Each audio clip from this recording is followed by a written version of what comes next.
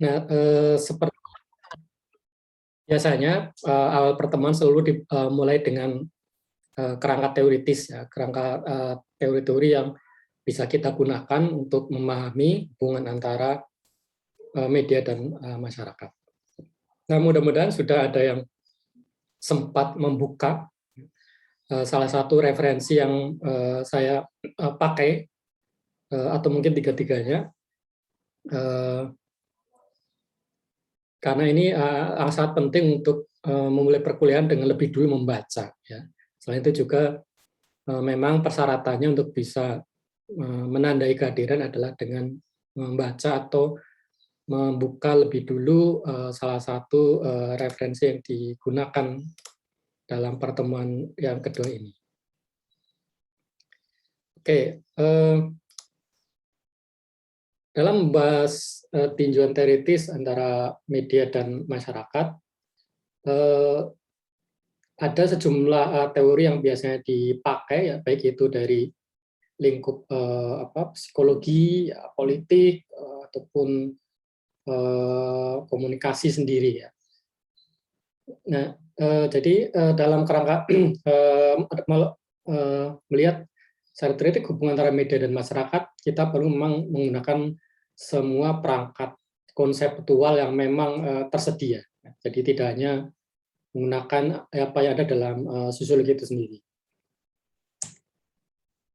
Nah, sebelum masuk pada berbagai teori tersebut, ya, meskipun juga tidak semuanya teori yang akan disampaikan, ini kita pertama melihat apa saja pendekatan yang biasanya dipakai untuk mempelajari media. Nah, pendekatan pertama adalah pendekatan yang sifatnya konvensional. Ya. Nah, pendekatan yang sifatnya konvensional ini dilakukan secara formal, ya, pembelajaran secara formal, dan kurang melihat objek kajian dengan pendekatan di luar ilmu komunikasi. Jadi pendekatan yang awal ini adalah pendekatan konvensional, ini pendekatan yang biasanya digunakan oleh rekan-rekan kalian yang ada di misalnya jurusan ilmu komunikasi. Karena memang kalau orang belajar ilmu komunikasi, mau tidak mau pasti belajarnya tentang media. Nah, secara formal, ya satu-satunya program studi ilmu sosial dan kemanusiaan yang belajar tentang media secara spesifik yang memang ilmu komunikasi, gitu ya. Program-program studi lainnya tidak. Nah, namun demikian, program studi ilmu komunikasi itu biasanya jarang atau tidak sering itu menggunakan pendekatan di luar ilmu komunikasi itu sendiri. Meskipun ilmu komunikasi itu sendiri sebetulnya pengembangan dari kajian ilmu politik dan kajian politik, sosiologi, dan psikologi sosial, seperti yang nanti akan saya perlihatkan. Tapi setelah dia berdiri sendiri, ketika dia mempelajari media, dia jarang menggunakan pendekatan-pendekatan yang justru ironisnya dari situlah lahir ilmu komunikasi. Jadi teman-teman di jurusan ilmu komunikasi jarang menggunakan pendekatan sosiologi, ilmu politik, psikologi sosial, dan juga sastra. Nah, kemudian yang non-konvensional. Nah, ini yang pendekatan yang dipakai oleh program-program studi di luar ilmu komunikasi. Itu pembelajaran secara non-formal. Ya. Dikatakan non-formal karena memang tidak secara spesifik belajar tentang media, gitu ya. Maka disebut sebagai non-formal. Kalau formalnya yang belajar tentang media memang ilmu komunikasi, ya. Yang salah satu cabangnya adalah jurnalisme. Nah, pendekatan yang sifatnya non-konvensional ini melihat media sebagai bagian dari fenomena sosial dan bersifat lintas disiplin. Nah, ini pendekatan yang dipakai oleh misalnya sosiologi, ya, ilmu politik. Nah, kemudian kalau tidak salah teman-teman kalian yang di FIB itu juga belajar tentang media juga, ya, meskipun ya tadi tidak secara spesifik, ya, tapi mereka juga misalnya mengkaji tentang film, gitu ya. Nah, itu banyak, ya. Kalau tidak salah juga di sana itu ada mata kuliah budaya populer. Budaya populer ya pasti lewat media. Jadi mau tidak mau secara tidak langsung itu teman-teman kalian di FIB juga belajar tentang media, pelajari media, tapi sifatnya non konvensional seperti halnya kita.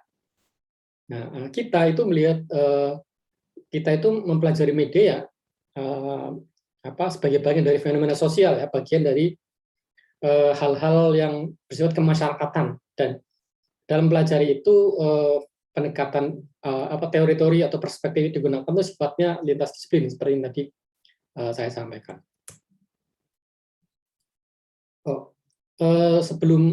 Kemudian yang ketiga itu adalah pendekatan teknologi media. Nah, ini pembelajaran oleh para peminat teknologi telekomunikasi dan informatika ya, terutama para ahli teknologi informasi. Nah, ini pendekatan dipakai oleh program studi seperti teknologi informasi yang ada di Fakultas Teknik. Nah, mereka juga belajar tentang media, tapi bukan media dalam konteks seperti yang kita pahami, ya. Bahkan juga bukan dalam konteks media seperti yang dipahami oleh teman-teman di jurusan ilmu komunikasi, tapi teknologi dalam media dalam teknisnya ya, teknologinya ya. Jadi mereka misalnya belajar tentang cara menggunakan kamera gitu ya, atau cara membuat film. Nah, meskipun ini juga dipelajari juga oleh ilmu komunikasi, misalnya atau ada mata kuliah fotografi di jurusan ilmu komunikasi. Nah, ini jadi fokusnya tidak melihat media sebagai bagian dari fenomena sosial, tapi media sebagai media itu sendiri, artinya lebih banyak mengulik soal teknisnya ya. Jadi ini tadi program studi teknologi informasi dan juga mungkin beberapa program studi di institut kesenian ya. Misalnya ada kalau di IKJ ya, Institut Kesenian Jakarta, atau juga ISI, Institut Seni Indonesia, itu ada program studi film dan televisi ya. Atau bahkan saya kira jadi jurusan sendiri ya, atau di IKJ itu menjadi fakultas sendiri ya, fakultas film dan televisi ya. Di situ ada jurusan sinematografi, ada jurusan televisi, ada jurusan film dan seterusnya ya. Isi juga seperti itu.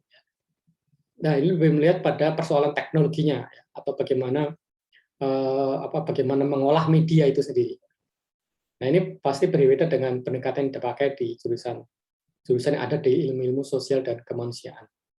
Meskipun demikian, seperti yang kalau program-program studi yang terkait dengan media di Institut Kesenian itu lebih dekat kepada kita ya, daripada pendekatan yang digunakan oleh program studi seperti teknologi informasi TI, karena lebih bersifat betul-betul sifatnya teknis ya. Kalau yang diisi itu agak mendingan melihat bahwa media itu bagian dari olah seni dan seni bagian dari masyarakat gitu kira-kira.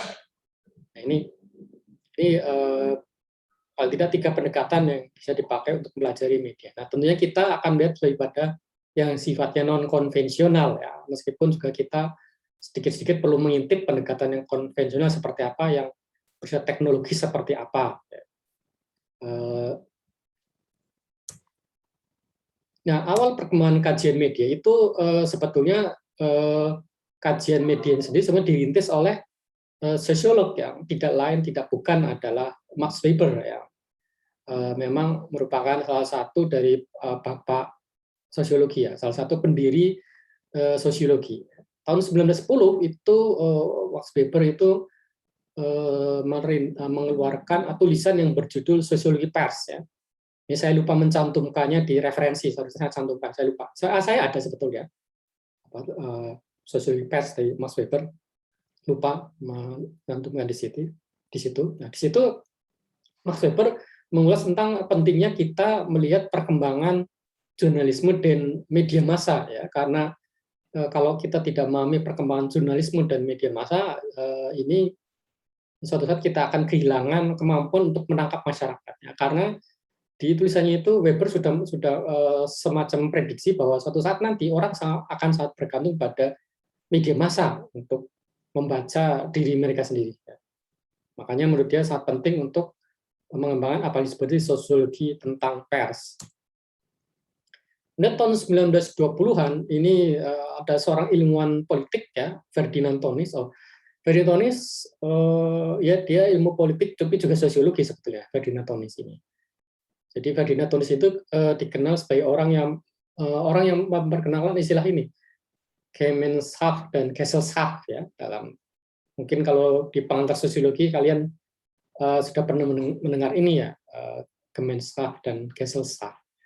Apa yang seharusnya ada dalam masyarakat dan apa yang senyatanya ada dalam masyarakat. Oh sorry, bukan itu. Gemeinschaft Gesellschaft itu ini antara paguyuban dan patembayan, kira-kira seperti itu ya. Jadi paguyuban itu artinya organisasi sosial yang sifatnya informal ya, dan ada dalam kehidupan sehari-hari. Kalau patembayan itu organisasi yang sifatnya formal ya, seperti kantor itu. Kantor, kemudian perusahaan dagang itu patembayan. Kalau paguyuban ya karena ini sifatnya informal itu. Kalau di antara rekan-rekan di sini kan pasti ada yang tergabung dengan paguyuban ya berdasarkan masing-masing daerahnya ya. Yang saya tahu yang dulu itu cukup banyak kegiatannya itu ini PMB ya, Paguyuban Mahasiswa Brebes gitu ya. Kemudian ada IMJ, Ikatan Mahasiswa Jakarta, itu yang disebut sebagai paguyuban-paguyuban. Nah, saya nggak tahu apakah sekarang masih aktif atau tidak ya paguyuban ini. Tapi yang terakhir kali saya dengar aktif itu yang paguyuban yang atau ikatan saya lupa namanya itu yang untuk mahasiswa dari daerah asal Pati ya, Pati, Jepara, Demak itu konon satu himpunan sehingga menjadi satu ikatan kemahasiswaan sendiri. Ini konon penasihatnya Pak Masurkin ya, karena beliau juga dari Jepara. Ya. Nah, dalam konteks ini, Ferdinand Tonis juga mengembangkan kajian-kajian tentang apa yang disebut sebagai opini publik atau pendapat umum. Nah, jadi definisi dasar tentang opini publik atau pendapat umum adalah a complex collection of the opinion of many different people. It is the sum of all of their view. Jadi sekumpulan pendapat dari banyak orang yang kompleks, yang rumit ya, sifatnya. Kumpulan pendapat dari banyak orang yang sifatnya kompleks, yang bermacam-macam. Yang ini merupakan keseluruhan dari seluruh pandangan mereka. Jadi the sum of all of their view. Jadi penjumlahan atau penggabungan dari semua pendapat orang itu ya. Ini disebut sebagai public opinion. Maka public opinion itu ya bisa bermacam-macam gitu ya. Dan namanya public opinion itu bisa dibentuk ya. Seperti kata Abraham Lincoln ya, public opinion though often formed upon a wrong basis yet generally has a strong underlying sense of justice ya. Pendapat umum meskipun seringkali dibentuk dasarnya adalah keliru, tapi umumnya itu ada rasa keadilan ya, menawarkan rasa keadilan pendapat umum itu. Misalnya ini, mungkin pernah mendengar ya kasus seorang nenek yang mencuri kayu dari lahan milik PT Perhutani. Dia kemudian dituntut oleh jaksa, dibawa ke pengadilan. Nah, opini publik waktu itu di Indonesia, ini kasus di Indonesia ya, beberapa tahun lalu atau mungkin masih sering mendengar, ini menginginkan agar nenek tersebut dibebaskan, ya. Tidak dinyatakan bersalah. Ya. Hakim harusnya menyatakan tidak bersalah. Nah, tetapi sebetulnya ini sebetulnya landasnya keliru karena bagaimana juga memang mengambil sesuatu yang bukan milik kita ya, orang mengambil sesuatu yang memang bukan milik kita sendiri itu memang harus diberikan sanksi gitu ya. Karena kecuali kalau misalnya itu lahan yang kayunya diambil oleh nenek tersebut, lahan kosong misalnya tidak ada pemiliknya, itu ya tidak ada yang dirugikan. Tapi kalau ini milik sesuatu atau satu lembaga atau suatu komunitas atau satu asosiasi itu tetap harus dihukum secara ilmu hukum seperti itu gitu. Harus ada sanksinya gitu. Tetapi bukan berarti keliru gitu. Benar juga bahwa ya si nenek tersebut melakukan itu semata-mata untuk bertahan hidup ya, bukan untuk keuntungan dia sendiri ya. Beliau mencuri kayu, nenek ini usia sudah 70 tahun lebih, semata-mata karena memang beliau tidak bisa berbuat lain untuk memasak kalau tidak menggunakan kayu gitu. Beliau tidak punya, ya karena hampir tidak punya penghasilan apa-apa, ya tidak, mungkin hanya sebagai pengumpul sampah kalau tidak salah, seperti itu, hanya ya sangat minim, sehingga tidak mungkin punya kompor ya, jangankan kompor gas, kompor minyak pun tidak bisa ya, mau tidak mau bahan bakarnya ya kayu gitu ya. Jadi betul-betul hanya untuk itu, bukan untuk yang sifatnya mencari keuntungan sendiri ya. Sehingga meskipun itu hakim bisa nyatakan bersalah, tapi bisa saja bersalah tapi tidak dikurung gitu ya, bersalah tapi tidak dikurung ya.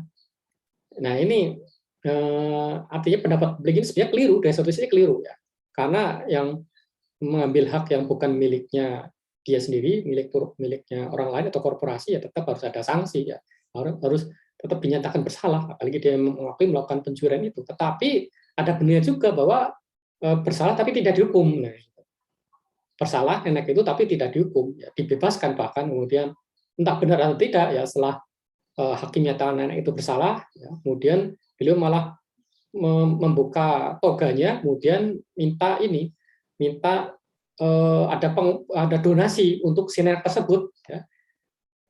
Karena misalnya beliau menyatakan ini dihukum kurungan, tapi ini dengan pengganti, bukan denda ya, denda nggak salah, denda sekian juta, kemudian kalau subsidiar kurungan 2 bulan ya. Jadi kalau bisa membayar 2 juta ya tidak dikurung, tapi kalau tidak bisa membayar 2 juta ya masuk penjara 2 bulan ya. Tapi kemudian setelah menyatakan ini, kemudian hakim justru ini membuka toganya, kemudian minta semua pengunjung sidang untuk menyumbang agar tercapai 2 juta atau bahkan lebih.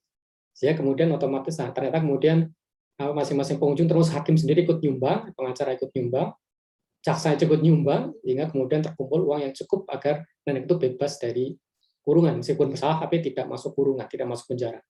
Entah benar entah tidak cerita ini, tapi cerita menunjukkan bahwa ada rasa keadilan di masyarakat, meskipun pendapatnya itu dasarnya kurang tepat atau keliru kalau menurut pendekatan ilmu hukum. Ini contoh ya. Nah, jadi menurut novelis Mark Twain itu pendapat umum itu ya suara Tuhan gitu ya. Its name is public opinion. It is held in reverence. It settles everything. Something it is the voice of God. Jadi ini opini publik itu dianggap itu tinggi ya, referensi, dianggap suatu hal yang sangat tinggi ya. Dan menyelesaikan sesuatu segalanya diselesaikan oleh pendapat umum. Bahkan orang berpikir ini yang suara publik ya, suara masyarakat ya, suara Tuhan. Vox populi, vox deus gitu.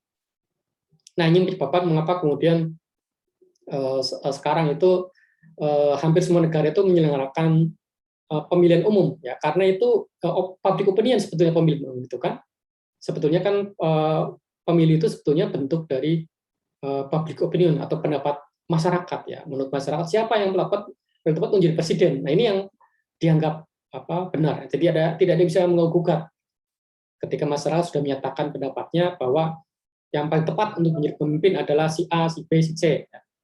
Atau kalau dalam sistem presidensial, kalau sistem parlementer yang paling tepat di pemimpin masyarakat adalah partai politik A, B, C, D dan seterusnya. Nah karena itu tadi suara rakyat adalah suara Tuhan. Kalau rakyat sudah memutuskan lewat pemilu bahwa yang mana adalah ini, ya sudah, itu tidak ada yang bisa menggugat ya. Jadi itu yang menjadi satu perspektif mengapa opini publik itu menjadi penting untuk dikaji oleh ilmuwan sosial. Nah dari kajian-kajian dilakukan oleh Ferdinand Tonis, inilah lahir ilmu komunikasi ya, salah satunya. Jadi meskipun Tonis ini sosiolog dan ilmuwan politik, tapi mungkin tanpa sadar beliau mengembangkan atau merintis perkembangannya ilmu komunikasi. Nah, lebih kuat lagi perkembangan dari kajian tentang media adalah apa yang dilakukan oleh yang ini ilmuwan politik ya, duet ilmuwan politik Robert E. Park dan Harold Laswell yang berkenan analisis tentang opini publik dan media massa. Jadi kalau Ferdinand Tönnies itu sekedar melihat pentingnya kajian tentang opini publik ya, tanpa menyinggung tentang media massa, Park dan Laswell itu sudah mengkaitkan antara opini publik dengan media massa. Ya. Jadi nanti ada beberapa teorinya yang akan bisa kita lihat. Ya, terutama di sini Laswell ya, Laswell yang banyak buat analisis tentang hubungan antara opini publik dengan pendapat masyarakat. Nah, ini model kajian dari Harold Laswell ya. Jadi kalau Harold Laswell itu melihat rangkaian komunikasi. Model komunikasi Laswell melihat rangkaian pengiriman pesan, kurang lebih seperti itu ya. Jadi di sini model komunikasinya Laswell itu melihatkan tentang ada lima tahap dari model komunikasinya, yaitu who, says what, in which channel, to whom, and with what effect ya. Jadi who itu yang menyampaikan pesan atau komunikator. Komunikator itu artinya yang menyampaikan pesan. Ini dulu pernah ada yang mendengar, mungkin orang tua kalian pernah ada yang punya ini HP Nokia komunikator. Mengambil dari sini ya, pesan atau siapa yang menyampaikan pesan, sorry. Kemudian says what ya, apa yang disampaikan, pesan itu sendiri ya. Jadi in which channel atau melalui saluran seperti apa ya, ini disebut sebagai medium. To whom, kepada siapa, itu receiver, penerima. With what effect, efeknya. Jadi komunikator mengirimkan pesan melalui medium kepada kelompok tertentu atau pada seseorang yang kemudian akan menimbulkan dampak. Ini contohnya yang di bawah ini ya. Jadi komunikator itu tidak harus ini ya, tidak harus media massa ya. Bahkan kita bisa mencontoh dari media budaya populer, yaitu musisi ya, musik ya. Misalnya yang mengkomunikasi itu seorang musisi atau lirisis itu penulis lirik lagu ya. Kemudian yang disampaikan adalah pesan-pesan yang relevan secara sosial. Ini lagu-lagu yang bertema sosial kira-kira seperti itu. Kalau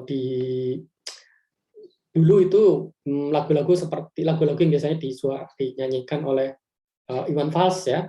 Mungkin yang paling terkenal itu Bento ya. Bento bercerita tentang seorang pengusaha kaya pengusaha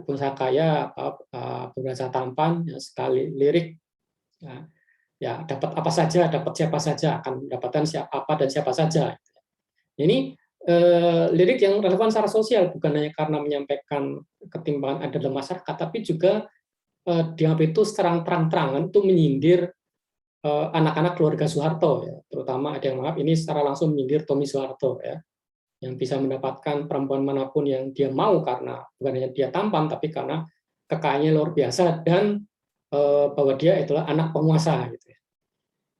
Nah, image channel atau melalui medium apa ya, lewat ya apa, jadi pesan-pesan yang relevan secara sosial dia bisa sampaikan lewat penampilan langsung atau melalui rekaman, juga melalui media yang mainstream atau melalui media sosial ya. Kalau sekarang itu sudah mulai banyak musisi yang mengirimkan pesannya dalam bentuk lagu-lagu itu melalui kanal YouTube misalnya. Jadi tidak mengeluarkan album CD tersendiri ya. Kalau dulu kan yang pertama kan menggunakan piringan hitam, kemudian menggunakan kaset, kemudian menggunakan DVD gitu ya. Sekarang hampir semuanya sudah menggunakan saluran-saluran berbagi video seperti YouTube gitu ya. Nah, penerimanya siapa ya? Di sini anak muda ya, kebanyakan kalau orang bikin lagu itu ya untuk anak muda ya. Kalau yang musisi kontemporer yang pesan-pesannya relevan secara sosial itu misalnya efek rumah kaca ya. Gitu. Semenjak 10 tahun lalu kira-kira kan ini sudah banyak yang mendengar lagu-lagu dari efek rumah kaca ya, kelompok musik independen ya. Yang kadang-kadang malah menyindir tentang dunia musik itu sendiri ya. Saya lupa judul lagunya, yang jelas menyindir kok orang sukanya bikin lagu-lagu cinta melulu gitu. Saya lupa judulnya apa. Tapi ini kalau tidak salah pernah ada yang menulisnya sebagai skripsi. Jadi ini menarik, ini bisa menjadi ini ya, mungkin bisa menjadi inspirasi bagi kalian nanti kalau menulis tugas akhir bisa menggunakan ini ya, meneliti tentang pesan-pesan sosial dalam lagunya siapa gitu ya. Nah, eh, efek apa atau dampak apa yang diharapkan dari pesan-pesan ini, yaitu yang mempengaruhi anak muda untuk punya kesadaran sosial dan politik. Nah, ini model kajian dari Halep Laswell. Kemudian tahun 1940-an itu muncul kajian media massa yang berperspektif psikologis, ya, melihat tentang persuasi, efek propaganda, dan dampak dari media massa. Jadi kajian-kajian media yang melihat persuasi, efek propaganda, dan dampak media ini merupakan dampak atau dampak langsung atau akibat dari migrasi para intelektual Eropa ke Amerika, ya, yang mana para intelektual Eropa ini melakukan migrasi atau pindah, ya, pindah tempat dari Eropa ke Amerika karena mereka menghadapi situasi Perang Dunia Kedua. Ya. Waktu itu Hitler yang berkuasa itu mengobarkan peperangan, ya, bukan hanya keluar tapi ke dalam. Keluar itu dia itu menyerang negara-negara Eropa lainnya di sekitar Jerman, ke dalam dia itu menyerang orang-orang Yahudi, gitu ya. Nah, ini disebut sebagai antisemitisme, yaitu gerakan kebencian yang disana kebencian kepada kaum Yahudi, ya, kaum Semit. Kalau dalam bahasa Latinnya kan kaum Semit, gitu ya, Yahudi ini. Sehingga para intelektual yang terutama di Jerman itu, ya, kebanyakan Yahudi itu merasa tertekan, akhirnya mereka lari ke Amerika Serikat, ya.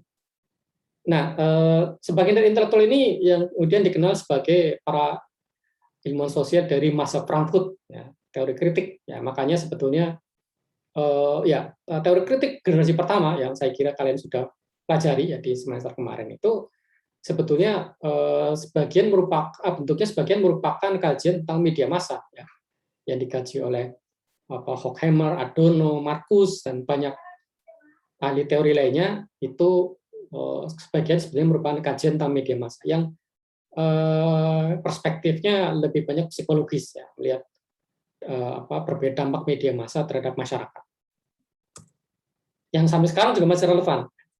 Nah, perkembangan berikutnya dalam kajian media itu kemudian muncul beberapa paradigma. Paradigma pertama adalah paradigma yang sifatnya mekanistis, ya. Paradigma mekanistis itu paradigma yang didasarkan pada ilmu-ilmu alam, paradigma mekanistis ini.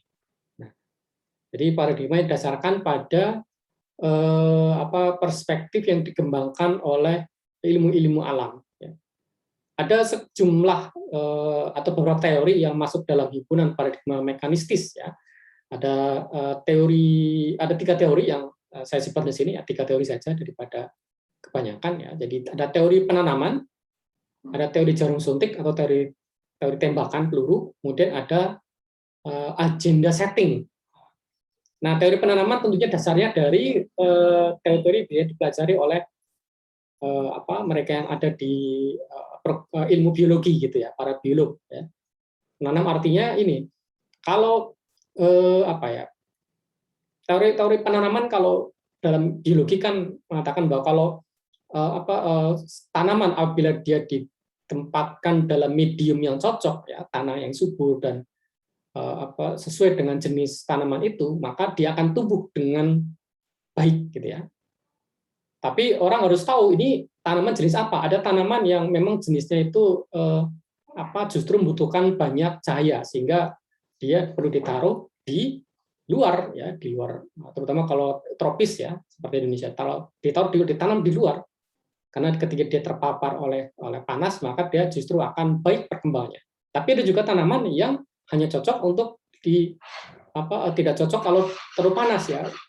Justru perlu lebih banyak airnya, sehingga kemudian kita seharusnya menanam tanaman itu bukan di luar tapi di pot, ya, agar bisa dipindah-pindah. Jadi kalau terlalu panas dipindahkan ke dalam, ya, kalau tidak terlalu panas bisa dipindahkan keluar, karena kemudian akan mendapatkan asupan, tidak akan terlalu panas dan akan mendapatkan asupan air yang cukup. Nah, teori penanaman juga seperti itu. Jadi teori penanaman mengatakan orang itu kalau dia itu mengirimkan pesan dalam situasi yang cocok, maka pesannya pasti akan tumbuh. Pesannya itu pasti akan berpengaruh pada masyarakat. Kira-kira seperti itu. Jadi yang namanya media itu adalah ibarat seperti ini ya, seperti media ya, medium tanam itu ya, tanah terutama. Media itu seperti tanah, asalkan tanah itu dipupuk dengan baik, maka pesannya akan tumbuh ya. Teori penanaman seperti itu. Nah, beda lagi dengan teori jarum suntik atau teori tembakan peluru. Kalau teori penanaman kan mengatakan kalau tumbuhan itu berkembang, maka itu akan menguntungkan semua orang. Semua orang akan melihat, semua orang akan terdampak oleh tanaman tadi. Gitu. Tapi dan diarahkan ke semua orang ya. Jadi orang-orang menanam tanaman itu kan bukan hanya untuk satu orang, dua orang, tapi kan pasti akan dilihat oleh banyak orang gitu. Meskipun mungkin dia menanam itu ya hanya untuk dia sendiri, tapi kan yang melihat itu kan ada banyak orang. Artinya tanaman itu diarahkan untuk banyak orang, meskipun sebetulnya untuk maksudnya diri sendiri, tapi diarahkan ke banyak orang. Nah, beda dengan teori jarum suntik atau teori tembakan peluru. Nah, ini modelnya. Itu dikembangkan oleh dua ilmuwan komunikasi, Katz dan Lazarsfeld. Jadi, menurut pendapat ini, media massa dapat mengaruhi sekumpulan besar orang secara langsung dan secara seragam dengan cara menembak mereka atau menginjeksi mereka dengan pesan-pesan yang tepat, yang diharapkan untuk memicu respon. Tetapi ini meskipun diarahkan secara langsung kepada masyarakat, tapi melewati apa yang disebut opinion leader. Jadi Katz dan Lafay itu menguraikan model aliran dua tahap ya. Jadi media massa itu tidak perlu langsung juga, ya meskipun arahnya ke seluruh masyarakat ya, langsung ke seluruh masyarakat, tapi dia tidak langsung mengarahkan ke semua orang, tapi ke segelintir orang, yaitu apa yang disebut opinion leader, pembentuk opini, pembentuk pendapat ya.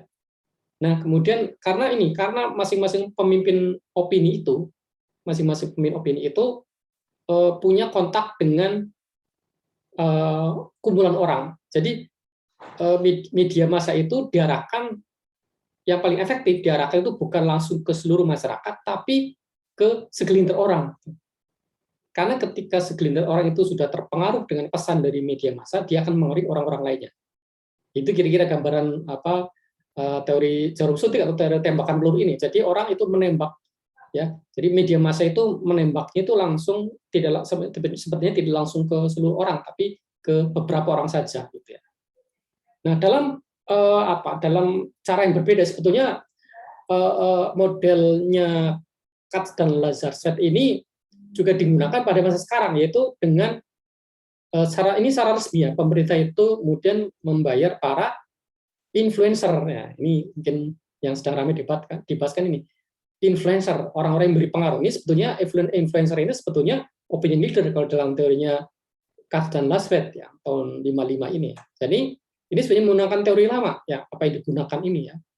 Membayar atau menyewa para influencer agar mereka bisa menyampaikan pesan kepada masyarakat ya.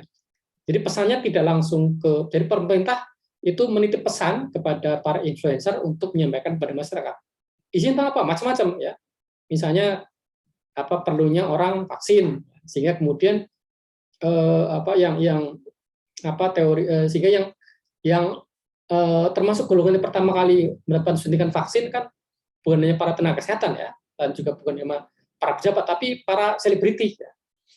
Ya, kita dengar misalnya salah satunya ada Raffi Ahmad, kemudian ada Atta Halilintar ya, mereka orang-orang yang pertama mendapatkan suntikan vaksin karena ini tadi mereka diharapkan sebagai opinion leader. Kalau bahasa sekarang influencer, tapi teorinya masih teori lama sebetulnya. Meskipun dia mengatakan ini tidak cocok teori dipakai sekarang karena ini persoalan ya, vaksinasi persoalan kesehatan, bukan persoalan komunikasi sebetulnya vaksinasi ini ya. Nah, tetapi ini membuktikan bahwa teori ini meskipun ini masih merupakan teori yang lama, tapi masih laku, ya, masih ada yang menggunakan. Ini contoh teori jarum suntik atau teori tembakan peluru ya. Seperti jarum suntik kan dia menginjeksi atau memasukkan benda asing ke tubuh kita kan melalui satu titik ya. Tidak melalui semua titik langsung disuntik, tidak kan, hanya satu titik saja, lengan saja atau bagian mana saja ya. Tapi dampaknya langsung menyebar ke semuanya. Jadi meskipun yang disuntik itu cuma lengan kiri kita ya, kalau ada yang sudah pernah divaksin, tapi isi dari jarum suntik itu langsung menyebar ke semuanya, semua anggota tubuh kita. Sama dengan peluru, yang ditembak oleh peluru kan cuma satu bagian, tapi yang terasa semuanya ya. Kita meskipun hanya kena tembak itu di misalnya di bahu ya, tapi yang terasa sakit kan bukan cuma bahu ya. Seluruh tubuh pasti ikut terasa sakit. Nah, teori tembakan peluru kira-kira seperti itu penggambarannya. Kemudian ada teori agenda setting atau pembuatan agenda. Nah, teori agenda setting ini menyatakan bahwa media itu di belakangnya ada menyeting, jadi media itu tidak berdiri sendiri. Gitu ya. Kalau teori jarum suntik, teori tembakan peluru kan mengasumsikan media itu ya memang sumber penyebaran pesan, tapi di sini kalau teori agenda setting, ya, media itu ya hanya perantara saja media itu. Ada yang lain, ada kelompok lain yang di belakang media yang menyebarkan pesan kepada masyarakat. Ya, kira-kira seperti. Jadi kalau jadi teori agenda setting tidak penting adanya opinion leader. Ya.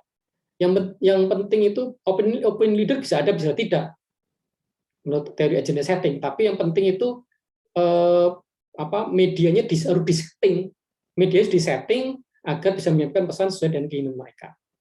Nah ini teori agenda setting juga saya kira juga masih banyak yang memakai gitu ya, karena misalnya banyak misalnya media massa itu hanya alat untuk melakukan propaganda gitu ya. Media massa itu hanya sarana bagi kelompok lain untuk memanfaatkan situasi gitu ya. Dan ini banyak benarnya ya ketika misalnya dalam kampanye politik ya media massa itu ya bagian dari agenda setting dari kelompok elit yang ingin memenangkan suara dalam pemilu gitu. Nah ini hipotesis agenda setting kira-kira seperti itu. Jadi ada miripnya dengan teori jarum tembak teori suntik tembakan peluru atau jarum suntik, tapi ini tidak terlalu penting adanya opinion leader. Nah, kemudian paradigma yang lain adalah paradigma dari ilmu psikologi, ya teori kegunaan dan kepuasan. Nah, teori paradigma ini punya pendapat lain. Jadi kalau paradigma mekanistis itu melihat bahwa ini seakan-akan masyarakat itu hanya menjadi objek yang pasif, hanya menerima saja dari apa yang disampaikan atau dikirimkan oleh media. Nah, kalau paradigma ini justru sebaliknya. Kalau paradigma ini melihat bahwa masyarakat itu bukan hanya menjadi objek yang pasif, tapi subjek yang aktif. Karena masyarakat secara aktif itu berusaha untuk menggunakan media untuk mencari kepuasan mereka sendiri. Ya. Jadi teori kegunaan dan kepuasan itu melihat bahwa masyarakat itu bisa bersikap aktif, masyarakat secara aktif itu memanfaatkan, mengolah media untuk kepentingan mereka sendiri, agar tercapai kepuasan mereka. Jadi terserah kepuasan mereka itu seperti apa, yang penting mereka menggunakan media sebagai alat untuk memuaskan mereka. Jadi media adalah alat pemuas kebutuhan dari masyarakat. Nah, jadi mereka menggunakan media untuk memuaskan kebutuhan mereka sendiri. Nah, ini contoh saja. Jadi ini menggambarkan ya, di sebelah kanan terutama bagaimana masyarakat memanfaatkan masing-masing jenis media ya, untuk kebutuhan mereka sendiri. Misalnya kalau news atau koran itu untuk mendapatkan kepercayaan diri ya. Untuk mendapatkan kepercayaan diri, untuk mendapat informasi yang terpercaya, dapat dibagi dengan mudah. Ya. Ini misalnya biasanya kalau koran itu ya seperti memang yang paling efektif itu, makanya sekarang koran itu sekarang juga banyak memanfaatkan media sosial, terutama Twitter ya. Dibanding dengan Facebook itu koran-koran itu sekarang lebih banyak memanfaatkan Twitter untuk memberitakan secara langsung apa yang sedang terjadi ya. Kemudian Facebook itu digunakan seperti hanya orang menggunakan televisi atau radio ya. Televisi misalnya untuk mencari kepuasan ya, melihat gambar, melihat video ya. Kalau radio itu berarti untuk pemberdayaan ya, karena masing-masing orang itu punya maksud pribadi ketika mendengarkan radio, personality driven ya. Kemudian ada percakapan sifat interaktif ya, radio kan seperti itu ya, ada percakapan sifat interaktif. Nah itu Facebook juga seperti itu ya. Meskipun Twitter itu juga iya, tapi orang kalau ingin bercakap-cakap secara utuh itu bisa lewat Facebook. Kalau Twitter kan ya dibatasi karakter ya, hanya 140 karakter. Ya. Jadi ini ilustrasi tentang teori kegunaan dan kepuasan. Nah, kemudian yang ketiga adalah paradigma interaksionis. Nah, ini dari mana lagi kalau bukan dari sosiologi. Nah, ini agak mirip ya, agak mirip dengan paradigma mekanistis ya, yaitu teori dampak media. Tapi paradigma interaksionis itu melihat ada sifat interaktif. Jadi meskipun media itu menyampaikan pesan, tapi masyarakat juga bisa memanfaatkan pesan tadi. Gitu ya. Nah, ini teori dampak media kira-kira melihat ini apa model dampak budayaan. Jadi pemikiran di belakang teori dampak media itu melihat berpusat pada dampak jangka panjang dari representasi ideologi tertentu ya terhadap kepercayaan dan nilai-nilai kita ya. Jadi agak mirip dengan paradigma mekanistis tapi juga berbeda. Kalau paradigma mekanistis itu ya ini paradigma mekanistis itu sifatnya sementara saja ya. Baik itu teori jarum suntik, tembakan peluru, agenda setting itu semuanya hanya melihat pada dampak jangka pendek ya. Hal ini jangka panjang ya.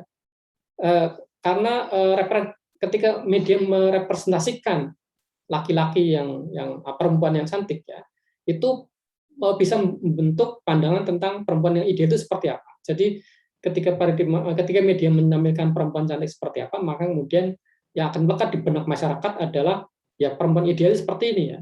Sekarang ini laki-laki juga sama ya, laki-laki kan juga sekarang juga menjadi objek media ya. Sekarang yang menjadi objek media bukan hanya perempuan tapi juga laki-laki, meskipun secara persentase tetap lebih banyak perempuannya. Nah, bedanya dengan teori paradigma mekanistis, baik itu agenda setting, jarum suntik ataupun penanaman adalah bahwa ketika pandangan itu terbentuk dalam masyarakat, maka pandangan ada dalam masyarakat juga membentuk media gitu ya. Jadi ada yang mengatakan memang dalam media ya itu sebenarnya kadang-kadang juga yang mencerminkan ada dalam masyarakat gitu ya. Nah, misalnya ini ya Pak yang mungkin pernah nonton film ini ya, film dokumenter yang heboh ya, setahun lalu heboh yaitu film Tilik gitu ya, film pendek. Saya kira jadi sudah banyak yang nontonnya film dokumenter bukan dokumenter ya, itu sebetulnya fiksi ya. Tapi ada maaf ini juga tercermin kenyataan karena misalnya ibu-ibu yang naik truk untuk sebagai sarana transportasi untuk pergi ke kota itu memang kenyataan gitu ya. Di desa ketika transportasi belum baik ya, belum banyak tersedia angkutan umum bisa mengangkut banyak orang, maka orang banyak yang menggunakan truk ya. Nyata emang iya ya, kita di desa-desa terpencil ya, bahkan di sekitar Banyumas juga masih ada ya orang nyewa truk rame-rame untuk pergi ke suatu tempat. Ya, ini jadi ini sebetulnya ada yang bilang memang film ini ya cerminan kenyataan ya. Ada benar juga memang ya. Jadi teori dampak media seperti itu. Jadi ada saling pengaruh antara media dan masyarakat. Nah, kemudian yang keempat adalah ini dari sosiologi juga, yaitu paradigma pragmatis, yaitu disebut sebagai teori spiral keheningan. Ya. Jadi teori spiral keheningan itu kira-kira melihat bahwa orang itu cenderung untuk diam ketika mereka merasa bahwa pandangan mereka itu bertentangan dengan pendapat banyak orang tentang suatu masalah. Gitu ya. Jadi orang itu ketika dia melihat oh ternyata kok pendapat saya berbeda dengan pendapat banyak orang ya sudah saya diam saja. Nah ini seperti teori spiral keheningan. Sehingga kadang-kadang pendapat yang ditampilkan di media timbulnya sebagai hal yang dominan itu memang menjadi dominan beneran gitu ya. Jadi ketika media hanya mencerminkan pendapat sekelompok orang, tetapi menurut orang-orang yang lain itu pendapat segelintir orang ini mewakili pendapat banyak orang, maka mereka cenderung akan diam gitu ya. Nah ini misalnya muncul ketika misalnya dulu ketika muncul pertanyaan mengapa banyak orang yang diam ketika ya ini zaman dulu ya zamannya SBY ketika FPI menggerebek warung-warung yang terbuka ketika bulan puasa. Banyak orang merasa diam. Mengapa? Karena banyak orang itu ternyata diam-diam punya pendapat bahwa ya seperti itulah Islam itu seperti pandangan Islam itu seperti itu ya bahwa banyak orang mereka merasa bahwa ini pandangannya FPI, apa yang dilakukan FPI itu mencerminkan pandangan banyak orang. Padahal kalau orang belajar betul agama itu ya tidak seperti itu gitu ya. Bahwa toleransi itu seharusnya ditunjukkan kepada orang yang sedang tidak berpuasa, bukan orang yang sedang berpuasa, toleransi itu. Apalagi di negara yang mayoritas Muslim. Jadi mengapa orang yang mayoritas Muslim harus toleransi kepada yang tidak berpuasa? Ya karena justru karena posisinya mayoritas itu ya. Kalau di negara-negara minoritas wajar bahwa orang yang tidak berpuasa menghormati orang berpuasa. Itu di negara-negara di mana Muslim adalah minoritas, seperti yang pernah saya alami ya di Inggris maupun di Australia ataupun di Austria gitu ya. Nah, tetapi itu karena ya minoritas. Kalau sebagai mayoritas ya Muslim seharusnya menghormati mereka yang tidak berpuasa gitu ya. Tapi ada pandangan bahwa ini tidak seperti itu ya, sehingga orang yang tidak berpuasa harusnya menghormati yang sedang berpuasa. Ini yang pandangan dimiliki oleh FPI dan DAP itu pandangan mayoritas, sehingga banyak orang yang diam, banyak orang yang tidak berbuat apa-apa ketika FPI itu memaksa warung-warung yang sedang buka itu tutup di bulan Ramadan. Padahal kan banyak orang yang tidak berpuasa, terpaksa tidak berpuasa atau memang tidak diharuskan untuk berpuasa oleh agamanya. Ini teori spiral keinginan seperti itu. Mayoritas orang akan diam ketika mereka merasa pendapat mereka bukan pendapat yang paling utama gitu ya. Nah, ini lebih jauh ya daripada teori paradigma mekanistis, psikologi ataupun interaksionis. Nah, bagaimana dengan sosiologi itu sendiri ketika menanggapi perkembangan media? Ya. Jadi kalau dilacak ya asal usulnya sebetulnya dari Hegel dan Marx ya, kajian media itu ya seperti Hegel mengatakan bahwa ya, teorinya yang terkenal dialektika ya, dialektika adalah cara berpikir dan juga pandangan tentang dunia. Dalam cara berpikir itu melihat pentingnya proses hubungan dinamika konflik dan kontradiksi ya. Dan dialektika sebagai pandangan tentang dunia yang melihat bahwa dunia itu bukan tersusun atas struktur yang statis tapi ada proses hubungan dinamika konflik dan kontradiksi. Nah, menurut Hegel bukan menurut Hegel, tapi berdasarkan menurut Hegel maka kita bisa lihat media itu merupakan bentuk dialektika ya. Dalam media itu pasti ada dialektika ya. Karena pasti di media itu bukan hanya satu pendapat, tapi ada banyak pendapat.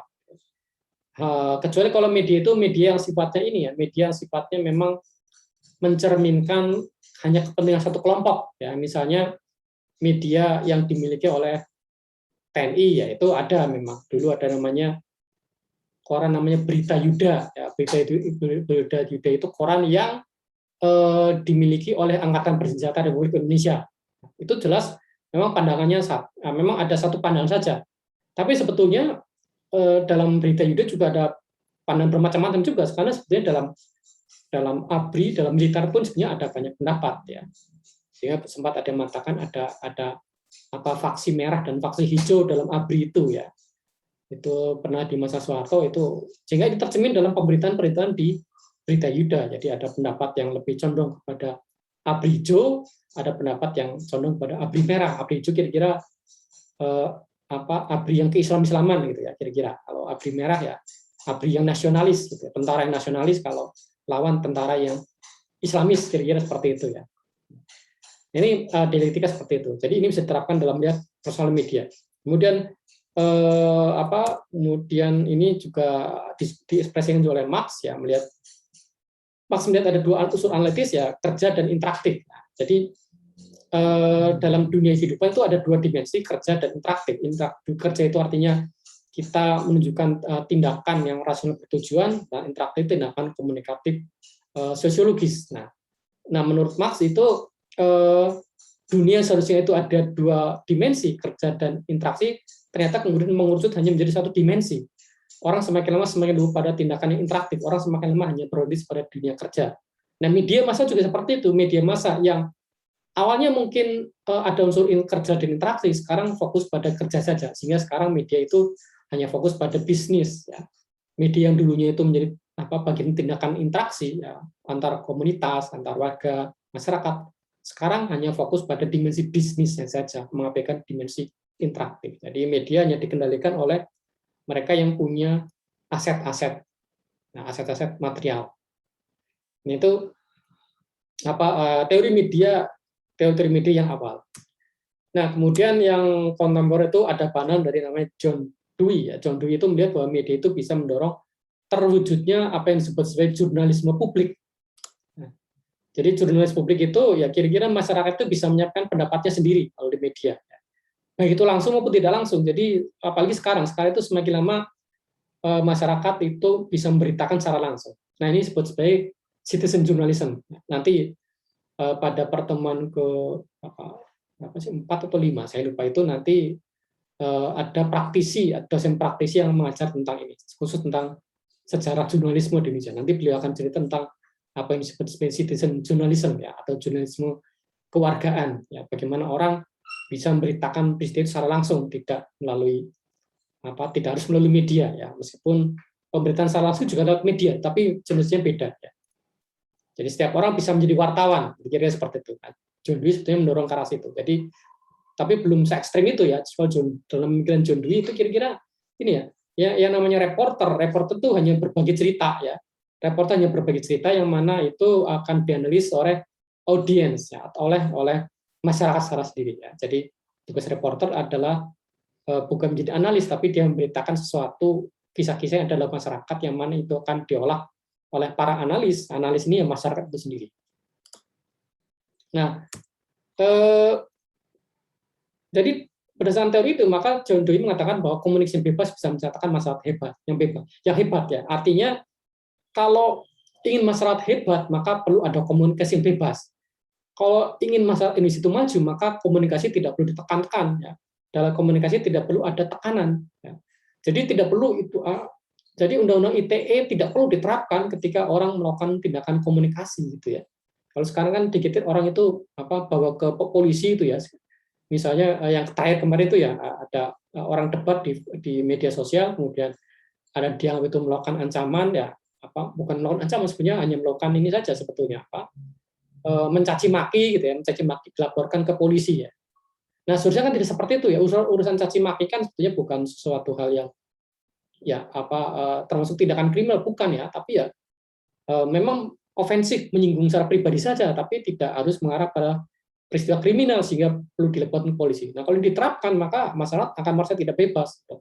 Atau ketika kita berpendapat di media sosial, kemudian pendapat kita itu berbahaya, sedikit-sedikit kemudian sisi biasanya Twitter itu saya lihat sisi divisi humas Mabes Polri ya, sedikit-sedikit seperti itu, sedikit-sedikit lapor gitu ya. Jadi ini akan menyebabkan komunikasi tidak bebas sehingga kemudian masyarakat jadi tidak hebat ya. Kalau ingin masyarakat hebat ya perbaiki undang-undang ITE sehingga sehingga hilang pasal-pasal yang terkait dengan unggahan-unggahan di media sosial.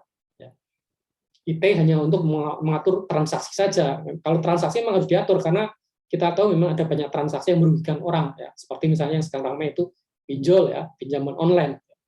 Ya mudah-mudahan kalian tidak ada yang kena pinjol ini. Kalau kena pinjol sedikit saja ini urusannya memang sangat repot. Ya. Semua orang bisa ditelepon ya, kerabat kalian, teman-teman kalian bisa ditelepon sekali kalian kena pinjol. Ya.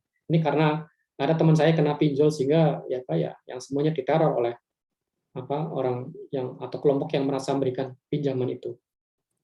Nah, kemudian berikutnya yang jelas ini saya kira sudah cukup akrab ya, pada kalian, yaitu Habermas ya, dengan teori tindakan komunikatifnya. Yang mana dalam teori tindakan komunikatif itu ya di mana orang terlibat dalam dialog itu merupakan sarana pembebasan. Ya. Bahkan adanya ruang publik yang bebas dominasi, tidak ada satu kelompok yang dominan, maka ini justru menjadi tanda adanya ada tandanya demokrasi, kira-kira seperti itu. Jadi menurut Habermas, tindakan yang komunikatif itu bisa mendorong adanya demokrasi. Dan itu yang membuat masyarakat itu sehat. Jadi komunikasi ada tindakan didorong oleh kepentingan emansipatoris dan memiliki sifat kritis. Jadi dalam komunikasi ada sifat kritisnya ya. Karena tanpa adanya komunikasi orang semata-mata akan terjebak pada dunia kerja, kira-kira seperti itu. Karena ada Habermas. Nah, ini saya kira kalian sudah cukup paham tentang ini lah karena sudah belajar tentang ini di teori sosial kritis, teori kritik sosial. Nah, kalau pemetaan secara umum ini ada dalam teori tentang media itu ada yang sifatnya struktural fungsional, ada yang sifatnya konflik kritis. Ya.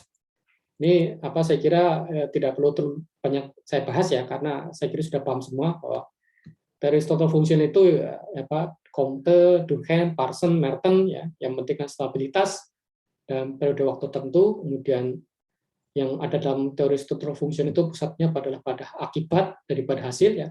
Jadi teori teori struktural fungsional lebih fokus pada pencapaian hasil. Ya. Mereka tidak percaya adanya subjektivitas, tidak percaya adanya kesadaran. Dan realitas itu adalah yang objektif dan bebas dan dapat diamati. Nah, dan bahasanya alat tumpah nyata. Jadi teori struktur fungsional kira-kira tidak terlalu banyak mempermasalahkan media. Ya. Teori struktur fungsional tentang media tidak menganggap media sebagai suatu hal yang bermasalah. Ya. Karena media adalah semata-mata alat, ya, alat untuk melihat dunia. Yang dipermasalahkan ya dunia. Ya. Dunia itu ya sesuatu yang sesuatu yang objektif.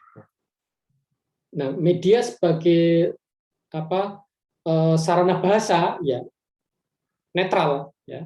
Media adalah netral ya, media sebagai sarana bahasa netral, tidak memihak dan seterusnya. Nah, sebaliknya dengan teori konflik kritis ya, ini Marx, Dewey tadi dan Habermas yang mementingkan perubahan ya, dan memusatkan peran pada subjektivitas yang dasarkan pada pengalaman individu, di mana makna dan pengalaman jadi konsep kuncinya, dan sehingga pengamatan terhadap realitas hanyalah tentatif dan relatif. Artinya media ketika dia menunjukkan pengamatan terhadap kenyataan, itu media itu sifatnya apa yang materi media, sifat pengamatan media itu sifatnya relatif dan tentatif. Relatif artinya tidak mewakili kenyataan itu ya. Sementara kelihatannya mewakili kenyataan, tapi sebenarnya belum tentu tidak. Nah, bahasa kekuatan mengendalikan pengalaman manusia. Jadi melihat bahwa bahasa ini adalah media yang punya kekuasaan, sehingga yang perlu dipermasalahkan itu ya medianya sendiri, karena media itu bisa menjadi sesuatu yang sangat berpengaruh dalam masyarakat. Ya. Jadi orang juga harus kritis terhadap media. Orang tidak perlu menganggap media itu sebagai sesuatu yang mewakili kenyataan secara langsung ya. Dalam media itu ada distorsi, ada banyak penyimpangan. Nah, di aliran empiris ini perkembangan dari Universitas Chicago ini sebenarnya lebih banyak landasan teorinya struktural fungsional ya. Universitas Chicago ini dalam membuat aliran empiris.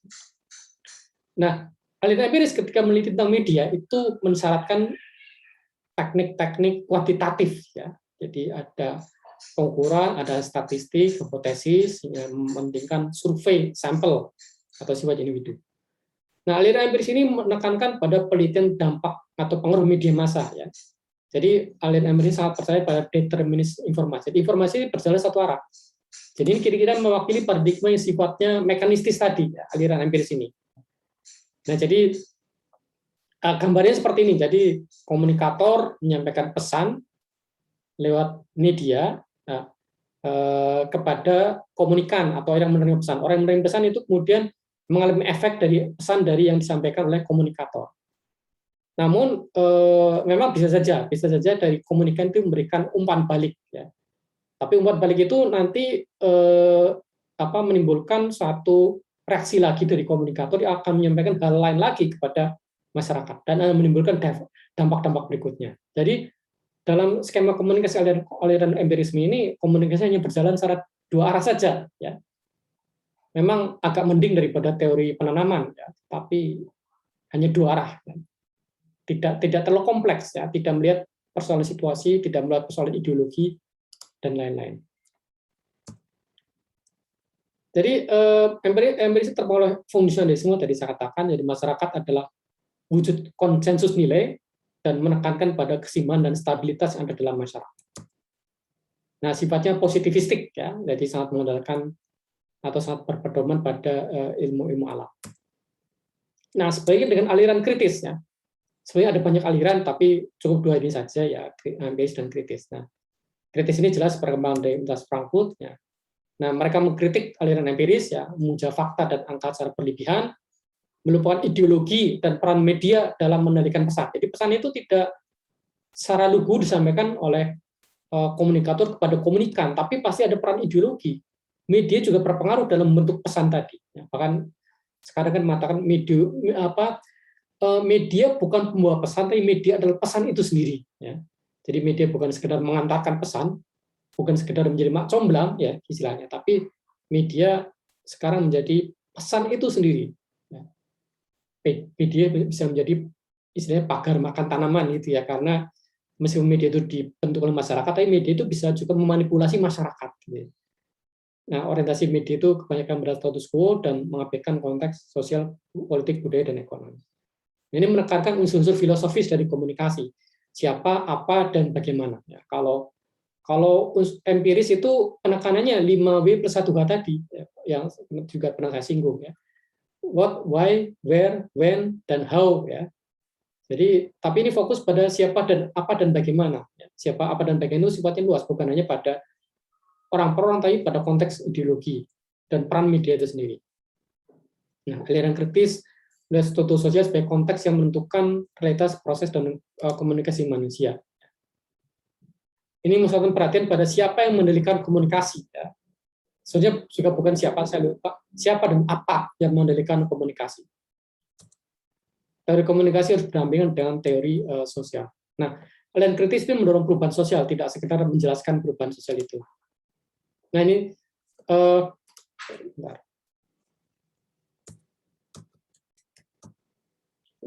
gambarnya salah. Nah, ini kira-kira matriksnya seperti ini. Jadi ini saya kira juga pernah dilihat dalam teori sosial kritis. Ya, teori kritik sosial ini matriksnya teori kritik seperti ini.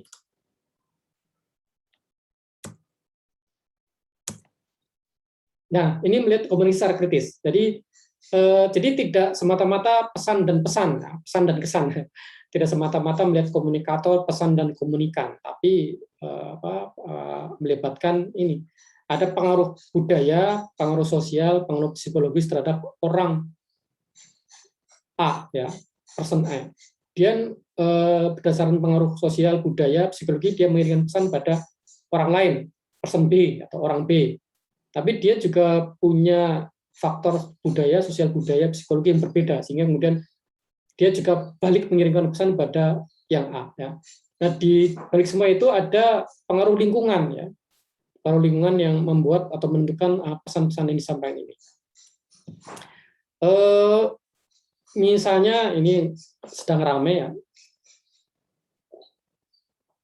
yang lain mungkin ada yang pernah mendengar film Selesai. Nah, film Selesai, film yang disutradarai oleh Dr. Tompi, gitu ya, yang heboh sekarang sudah heboh di media sosial karena dia di pasaran lewat bioskop online, ya. Jadi dia itu sebagai sesuatu yang sifatnya sekarang karena banyak orang itu nonton secara online, maka orang banyak sekarang nonton lewat website, ya. Salah satunya bioskop online itu. Kalau misalnya per film itu bayarnya 40.000 ya untuk film Selesai ini. Ini aktornya ada Gading Marten, ada Anya Geraldine, kemudian lupa siapa yang jadi istrinya Gading Marten itu. Yang jelas ini film ini banyak dibahas karena ada yang menganggap ini film yang bagus, ini film menyampaikan kenyataan, ya. Tapi dia mengatakan film ini sifatnya misoginis. Ya. Misoginis artinya film yang melecehkan perempuan. Karena semua perempuan di situ tampil ya, entah itu perempuan yang naif, ya, lugu, atau perempuan yang manipulatif, ya. Jadi perempuan itu tidak ada yang tengah-tengah, perempuan itu tidak ada yang baik, sadar, kritis, berdaya, tidak ada. Empat tokoh perempuan dalam film Selesai ini yang semuanya perempuan yang serba ini, ya kalau bukannya dia itu menjadi perempuan yang manipulatif, yang merayu orang yang sudah punya istri, dia menjadi korban yang naif, yang tidak berdaya, dan seterusnya, gitu ya. Dan di sini meskipun laki-laki juga menjadi pihak yang juga terlibat dalam perselingkuhan, ya, tapi laki-laki dia itu sebagai korban, laki-laki dia sebagai korban, itu ya. Laki-laki dia sebagai seorang yang tidak berdaya, tidak mungkin tidak berdaya oleh bujuk jari perempuan, itu ya.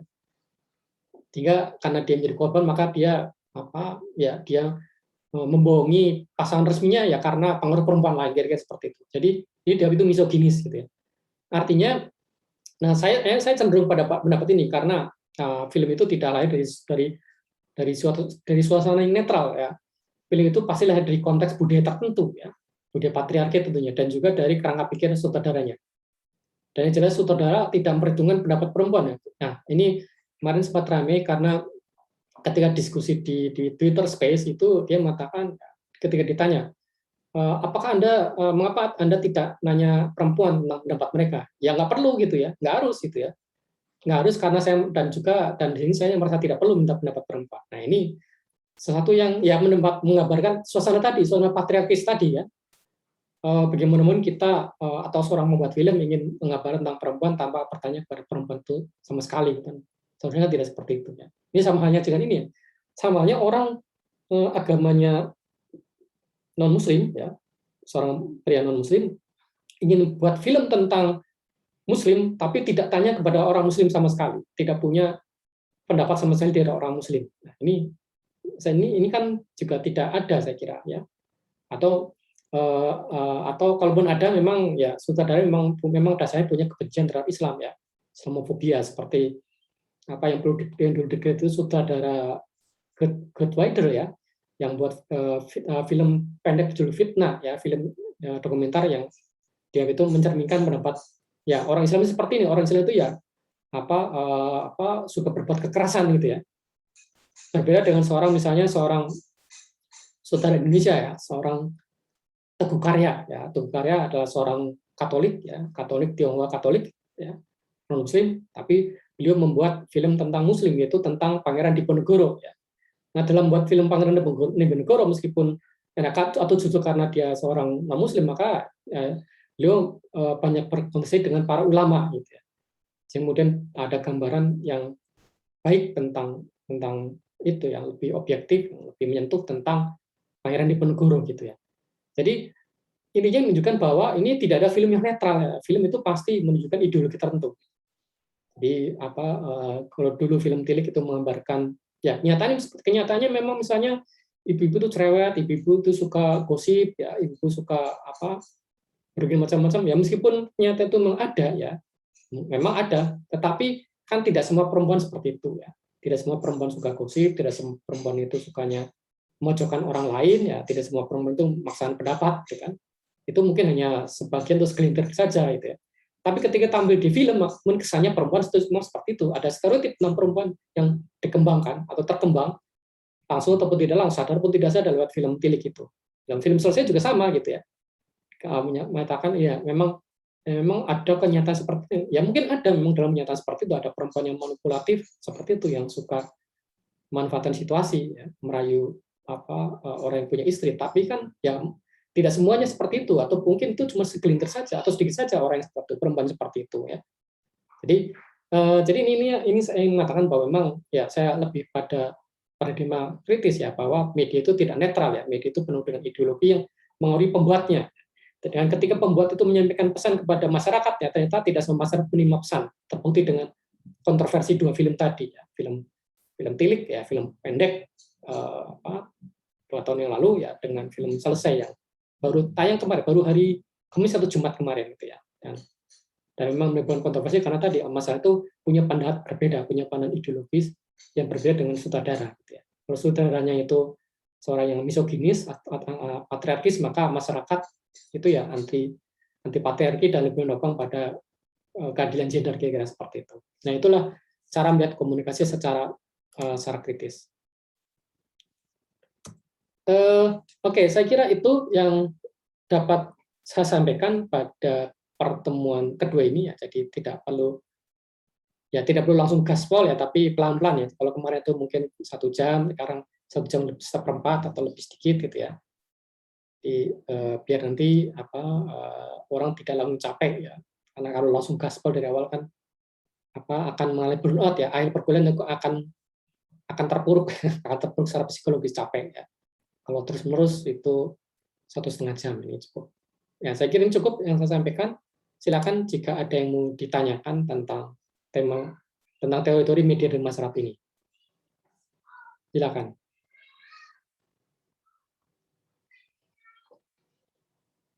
Oh ya, jangan lupa diseruput kopi atau tehnya ya.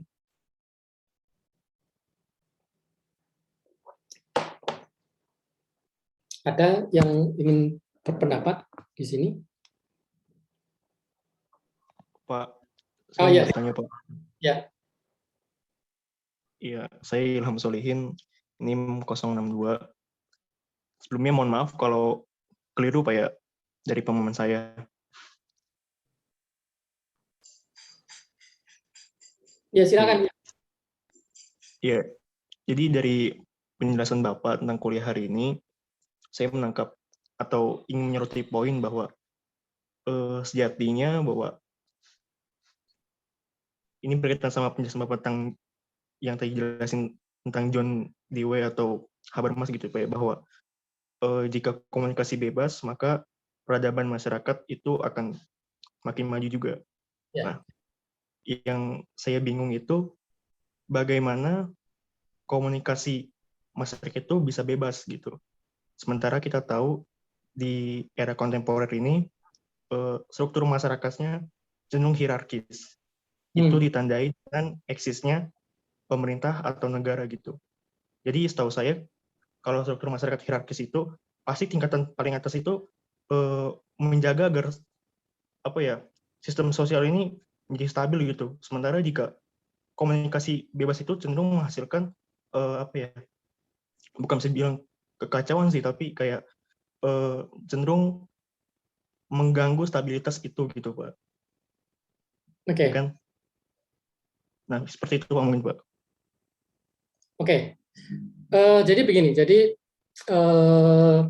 saya lupa Dewey itu bukan ya. Jadi ada yang mengatakan bahwa pers itu adalah pilar keempat dari demokrasi. Mungkin Dewey juga salah satunya, saya lupa persisnya. Jadi pilar demokrasi bukannya 3 ya. Orang kan taunya pilar demokrasi 3 ya, trias politika itu ya, ada legislatif, eksekutif dan yudikatif. Yang keempat adalah pers yang bebas. Mengapa pers yang bebas? Karena adanya pers yang bebas itu bisa bisa menunjukkan adanya kesalahan, kekeliruan di 3 pilar tadi ya. Jadi kalau eksekutif nggak beres, kalau yudikatif nggak beres, kalau legislatif yang tidak beres, itu kan akan sangat merugikan masyarakat ya. Jadi bagaimana akan maju jika ternyata misalnya legislatif dan eksekutif itu kong kali kong ya. Seharusnya kan legislatif itu mengawasi eksekutif kan, teorinya kan seperti itu kan. Legislatif itu kan seharusnya yang mengawasi eksekutif. Ya. Yudikatif itu yang menegakkan peraturan. Tapi bagaimana kalau 3 cabang ini kong kali kong misalnya? Gitu ya. Bagaimana ternyata misalnya legislatif itu membuat peraturan yang menguntungkan kelompoknya, kemudian yang membuat peraturan turunan eksekutif yang juga ingin mendapatkan keuntungan. Sehingga lembaga yudikatif sebagai penegak peraturan juga sifatnya diskriminatif. Jadi kalau aturannya yang dibuat oleh legislatif dan eksekutif yang dasarnya sudah diskriminatif ya, mau tidak mau ya, maka yudikatif ya mau tidak mau juga bersifat diskriminatif. Nah, siapa yang bisa mengkoreksi 3 hal ini kalau bukannya pers yang bebas gitu ya. Jadi pers itu yang bebas itu bisa meliput adanya kecurangan, eksekutif, legislatif, yudikatif, maka dia bisa menjadi pilar demokrasi. Ini menekan yang membuat demokrasi tegak ya, ada pers yang bebas. Kalau pers tidak bebas ya sudah hancur demokrasi ya. Kalau legislatif, eksekutif, yudikatifnya itu kong kali kong dan tidak beres semuanya, persnya juga ikutan tidak beres, hancurlah negara ini, kira-kira seperti itu. Sehingga bahkan ada yang sampai ekstrem mengatakan bahwa lebih baik itu pemerintah itu tidak ada daripada pers yang bebas itu tidak ada. Ya. Jadi adanya pers yang bebas lebih penting daripada adanya pemerintah yang kuat, kira-kira seperti itu. Pemerintah yang kuat ya. Jadi pemerintah yang kuat itu tidak harus ada, tapi pers yang bebas itu harus ada, kira-kira seperti itu. Ya. Jadi ini menunjukkan satu hal ideal ya, satu hal ideal di demokrasi liberal memang seperti itu. Jadi jaminan pers yang bebas itu ya betul-betul demokrasi liberal itu betul-betul dijunjung tinggi gitu ya. Kalaupun misalnya ada pemiakan-pemiakan dari kekuatan media terhadap politis tertentu, ini bukan pemiakan memang didesain secara oligarkis ya oleh penguasa media dengan penguasa politik ya, tapi ya berdasarkan kesamaan kepentingan secara sementara saja. Misalnya apa di Amerika kemarin ya. Di Amerika kan justru presidennya kan malah ya Donald Trump itu kan malah tidak suka dengan pers yang harus utama itu kan. Donald Trump kan malah benci dengan CNN, benci dengan ya beberapa koran besar di Amerika ya. Yang satu-satunya perusahaan media yang agak disukai Trump adalah Fox ya. Karena Fox juga kadang-kadang suka menyebarkan kabar bohong gitu Fox itu. Kadang beritanya juga kurang akurat. Nah, mungkin itu juga justru itu disukai oleh Trump gitu ya. Nah, tapi terakhir pun Fox juga tidak disukai oleh Trump. Ternyata terakhir juga Fox itu juga kritis terhadap Trump gitu ya. Nah, itu menunjukkan bahwa meskipun itu ada eksekutif ya, eksekutif itu ya punya ya tentunya eksekutif dalam masyarakat ini yang punya hierarki tersendiri. Tapi bukan berarti kemudian media bisa ikut-ikutan. Nah, dan ini kan juga bentuk pendapat umum ya. Jadi ketika kemudian semua outlet media itu tidak ada yang mendukung Trump, memang ini salah satu yang berdampak pada kekalahan Trump gitu ya, dalam pilpres yang kemarin gitu ya. Meskipun pas pilpres sebelumnya kan juga ada anomali ya, ketika semua media itu hampir tidak ada memihak Trump, itu ya ternyata malah dia menang daripada Hillary Clinton gitu. Tapi kan ini anomali ya, artinya bukan sesuatu hal yang wajar ya. Wajarnya ya seperti yang kemarin itu ya. Jadi ada yang mengatakan ini the order has established ya, keteraturan telah kembali ya, ya. The return of order ya, kembalinya pada aturan, karena sebenarnya chaos ya, kacau pada zaman Trump itu, yang sekarang ya sudah teratur kembali gitu ya. Nah, itu contoh bagaimana pers itu memang menjadi syarat masyarakat yang hebat ya. Nah, karena masyarakat hebat ya saya kira masyarakat hebat itu definisinya macam-macam ya. Tapi kalau secara normal ya masyarakat hebat ya masyarakat yang tidak diskriminatif ya. Masyarakat tidak diskriminatif, masyarakat yang tidak rasialis itu. Kalau masyarakat hebat definisinya barat dan seperti itu ya. Jadi dengan adanya pers yang hebat itu akhirnya bisa mengkoreksi pemerintahan yang keliru yang di zaman Trump yang tadi yang sifatnya misoginis, yang sifatnya rasialis, gitu ya, macam-macam dan punya sentimen terhadap Islam. Ya. Nah, ini kan yang benar kan seperti ini sekarang ini. Nah, tapi memang kemudian ini kan teori demokrasi liberal ya, artinya dalam teori demokrasi liberal kan tidak memperhitungkan situasi-situasi yang dialami oleh pemerintah di negara-negara lain, termasuk Indonesia ya. Ketika Indonesia itu ada oligarki, ya, di mana kemudian dalam oligarki ini ternyata dapat ada juga pemimpin media, maka memang dalam beberapa hal ya, media itu ya suaranya lebih banyak pada kepentingan pemerintah.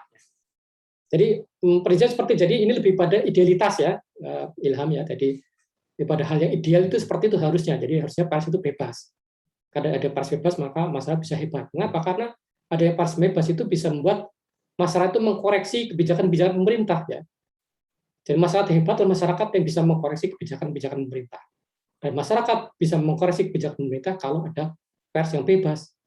Karena ada pers bebas membuat orang itu bisa tahu tentang apa yang sebetulnya terjadi. Jadi bukan semata-mata apa yang digambarkan oleh pemerintah, tapi apa yang sebenarnya betul-betul terjadi.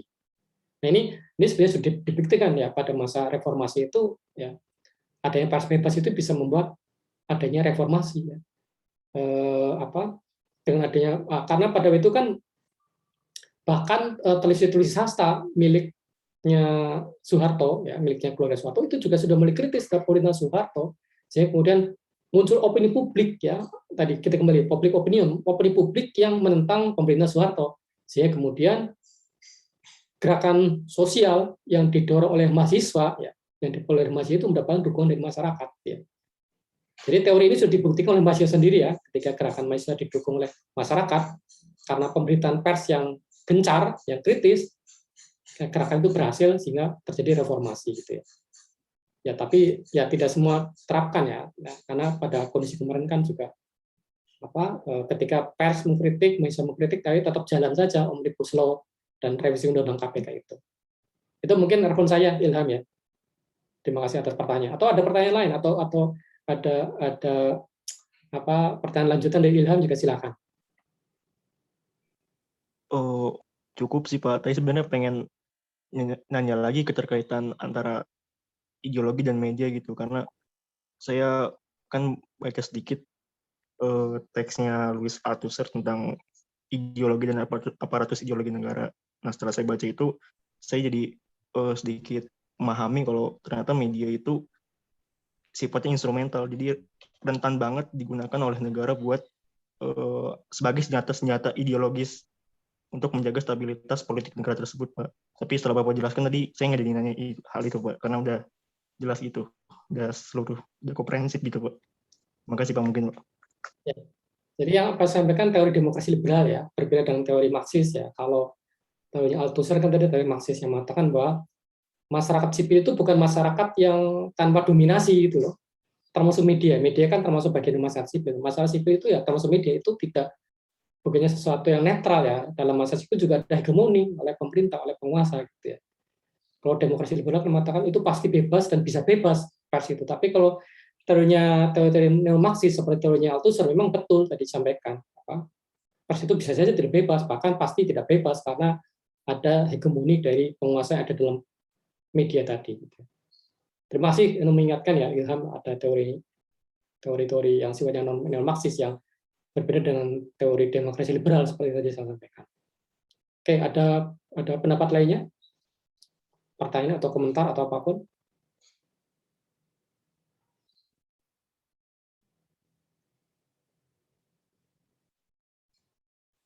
Atau mungkin dianggap cukup? Ya.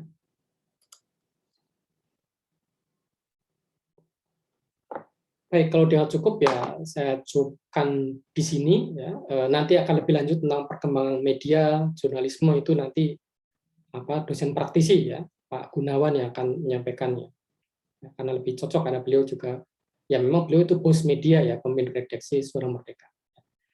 Oke, saya kira itu pertemuan pada pagi ini. Terima kasih untuk yang sudah hadir. Jangan lupa menandai kehadirannya ya. Ini saya buka sampai dengan jam 3:30 ya. Jadi kalau ada kendala sinyal bisa diatasi dalam waktu ya beberapa jam ini ya. Mudah-mudahan nanti 3:30 sudah bisa presensi semua. Tapi sebelum bisa menandai kehadiran itu harus syaratnya tadi membuka atau mengunggah salah satu referensi yang saya masukkan dalam pertemuan kedua ini di Eldir. Ya. Oke, saya kira demikian. Terima kasih. Selamat pagi dan sampai berjumpa kembali. Terima kasih. Terima kasih, Pak. Terima kasih, Pak.